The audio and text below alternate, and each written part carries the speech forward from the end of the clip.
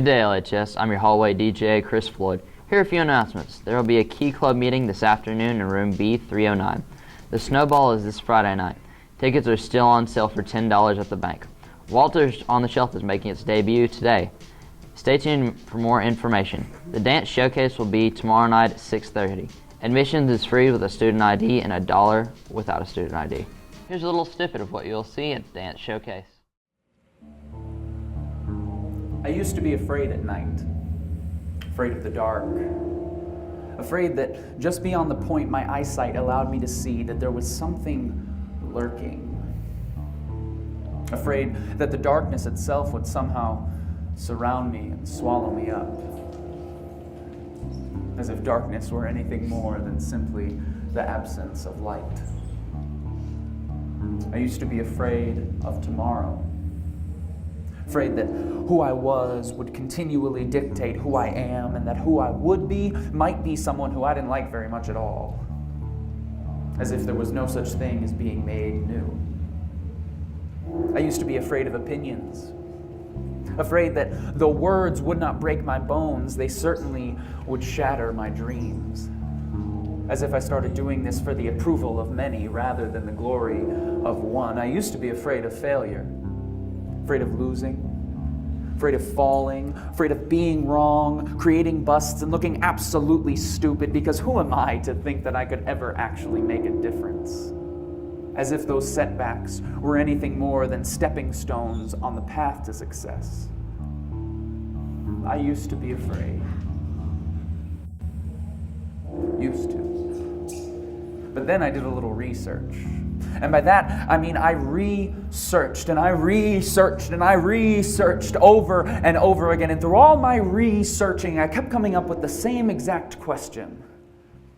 What room does fear have?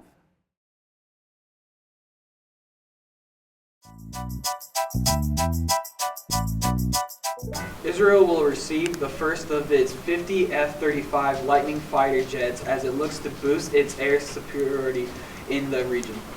These jets will be the most advanced in the region. The cost of the sale will be $100 million. Their hope is that the planes will be completely undetectable. Here are 5 things that have happened around us over the past couple of days. What would be the news without Trump? Trump believes that Russian interference in the election is ridiculous and that there is no proof to whether it was Russia, China, or even some guy sitting in his computer at home. Trump also angered China by saying he understands the one China policy, but doesn't feel that we should be bounded by it unless there's a deal about trading or something else that is helpful for the U.S.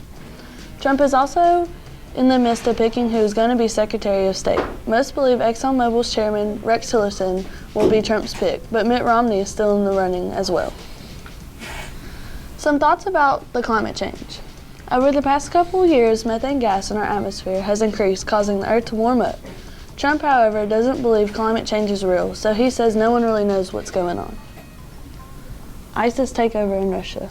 ISIS once again gained control of ancient city Palmyra over the weekend. Russian and Syrian efforts may have failed keeping the city theirs, but Syrian troops are still dealing with the wars in Aleppo. Here are 5 CNN heroes who have made a difference this year. Jensen Artised has cerebral palsy but continues to help sick children. Greg Dotson founded the Richmond Cycling Corps. Sherry Franklin started Muttville, which finds homes for senior dogs. Brad London started First Descendants, and Luma Mulliff started the Fugitives Family, which is home for the refugee families. Qantas has created a plane that will go from Europe to Australia in one trip instead of stopping in multiple areas. This plane is not set to launch until March 2018. That's all for today, LHS. Happy Monday. Oil has soared above $54 a barrel to its highest level in nearly a year and a half. U.S. crude futures jumped more than 5% on Monday after Russia and a bunch of other big producers agreed over the weekend to join OPEC members in cutting their output next month. The group of non-OPEC nations, which include Mexico, Kazakhstan, and Oman, will aim to reduce their production by 558,000 barrels a day, according to a statement. That follows OPEC's deal last month to cut its overall production by 1.2 million barrels a day. Oil prices got a further lift Monday from reports over the weekend suggesting Saudi Arabia will be slashing its outputs even further than an amount that it intentionally funds. 3 deadly blasts were reported in 3 different countries on Saturday night. 3 blasts were reported in Turkey, killing an estimated 44 people and wounding 150. In Egypt, 1 bomb was reported at a church for women, killing at least 25 and injuring multiple others. Also in Somalia, a car bomb filled with explosives killed at least 20 people and injuring 15 others. One group has claimed the bombing in Turkey, but other groups are being suspected of the bombing. Police officials are investigating motives and how they can help in this time of need.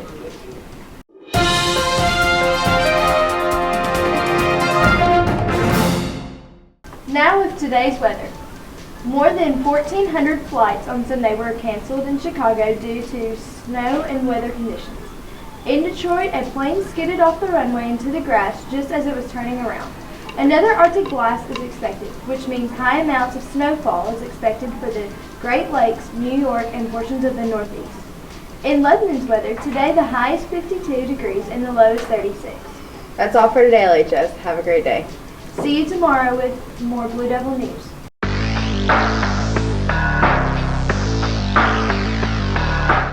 Hi, I'm Zach Patton, And I'm Jacob Andrews. and this is Lebanon High School Sports. First off, the Heisman winner Lamar Jackson takes it away from Deshaun Watson, the runner-up. I'd just like to give a congratulations to him. Last night, the Tar Heels barely edge out the Volunteers 71-73.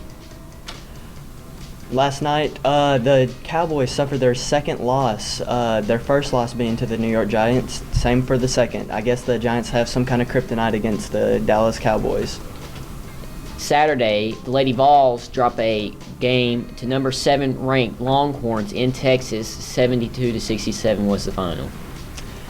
Titans take it away from the Broncos yesterday in a 13-10 score differential. DeMarco Murray had an exceptional game, definitely carrying the Titans. And Trevor Siemian throwing for over 334 yards and a touchdown. Definitely was a good game.